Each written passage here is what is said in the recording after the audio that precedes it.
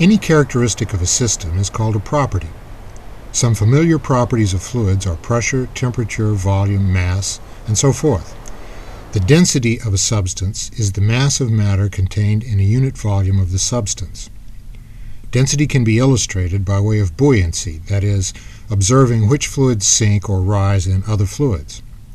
In this demonstration, cooking oil is poured on top of water, where it floats since it's less dense than the water. Density differences in gases can be observed using the Schlieren optical method. Here, a turbulent plume rises from a cigarette lighter flame because the hot gas is less dense than the surrounding air. But the fuel inside the cigarette lighter is butane gas. It's heavier than air, and thus it falls. A small amount of liquid acetone in the bottom of this beaker produces a dense vapor that can be poured from the beaker almost as though it were liquid.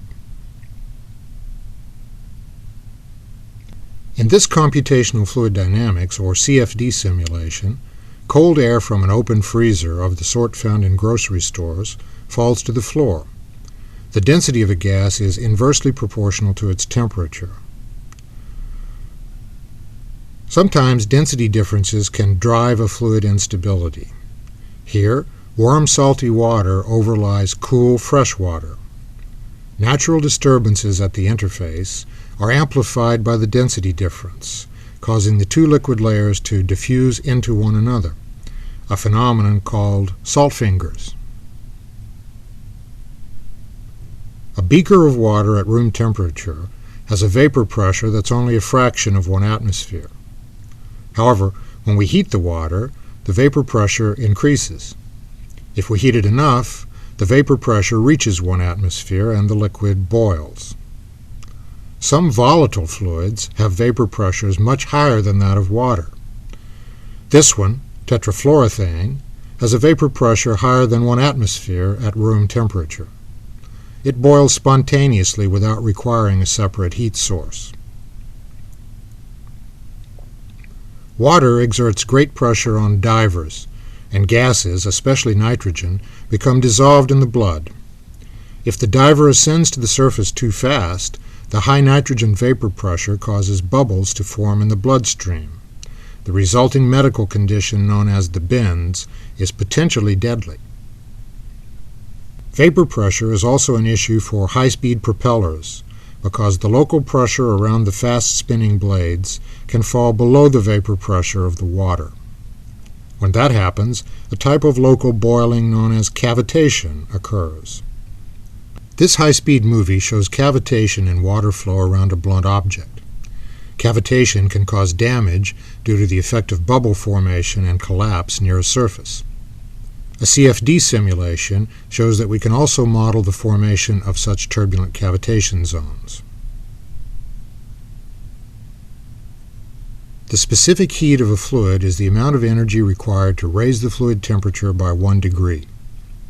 Different fluids have different specific heats, and even a given gas has 2 different specific heats, depending on how the process is done. If the gas is confined to a fixed volume, the amount of energy required to raise its temperature 1 degree is called the specific heat at constant volume, C sub V.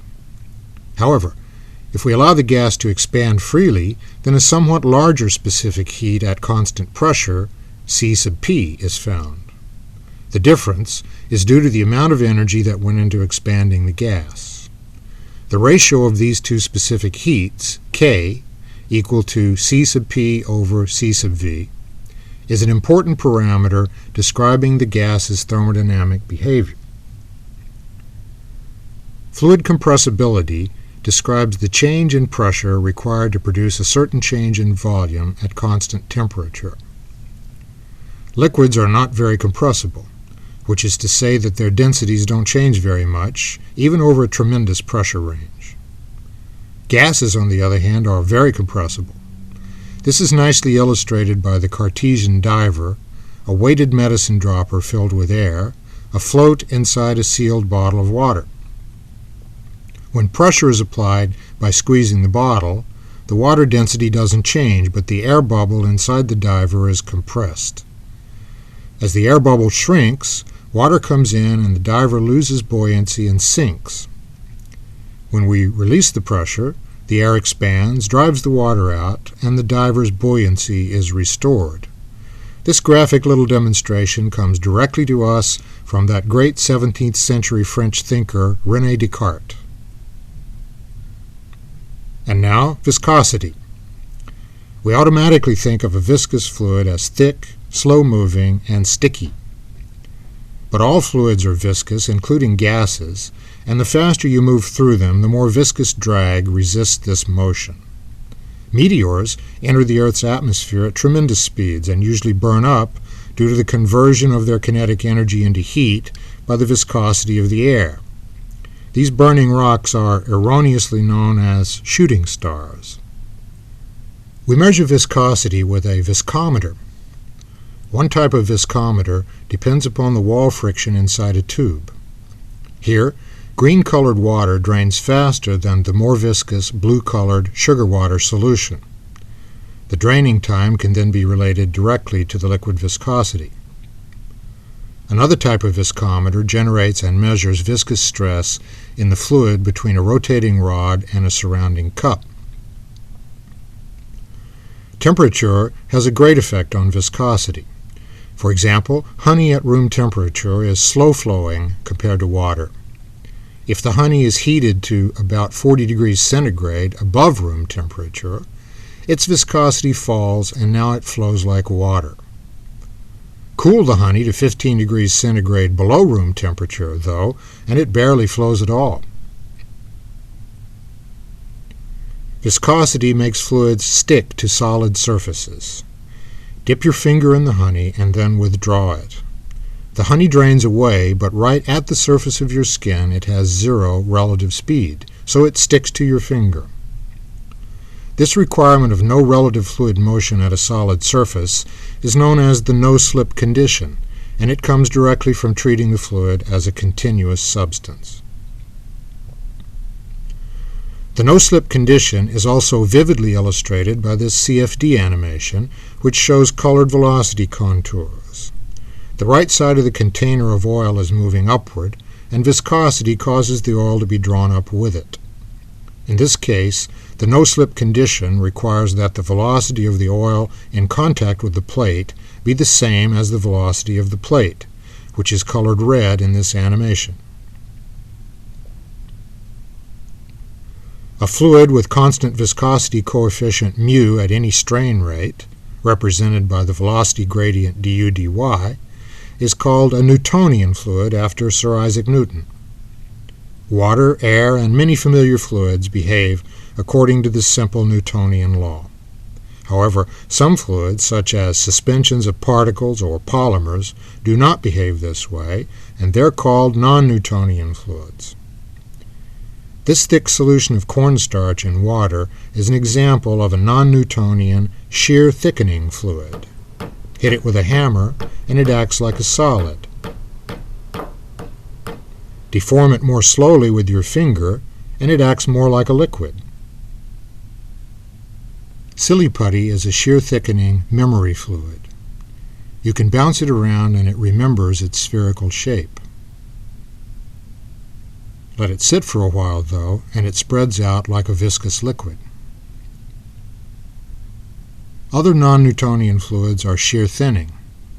It takes some effort to get them flowing. Ketchup is a famous example. You have to hit the bottle hard enough to exceed the ketchup's shear threshold, whereupon its viscosity falls and it begins to pour.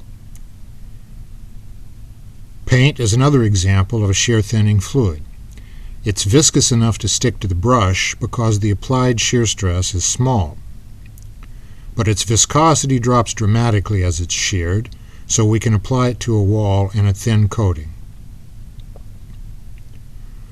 Finally, there's the fluid property known as surface tension that makes a liquid surface behave like a stretched membrane.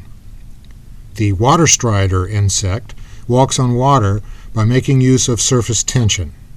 He can even skim across the surface by surfing on the depressions made in the water by his legs. Observe the pinch-off of water droplets from a kitchen faucet in slow motion. Surface tension resists the breakup until the neck between the droplets breaks. Then it constricts the droplets into spheres, which contain the smallest surface area for a given volume. Here, surface tension effects are shown in a two-dimensional CFD simulation of liquid dripping from two holes in the bottom of a container. As the drops fall, surface tension tries to make them circular in shape, but viscous air drag tends to flatten them. As they strike an array of cylinders, the small drops coalesce into larger drops. When a drop of milk falls into a shallow pool, shown here in slow motion, surface tension resists the tendency to splash, but a spectacular splash happens nevertheless. This can also be simulated with CFD. Surface tension determines the contact angle of a liquid droplet on a solid surface.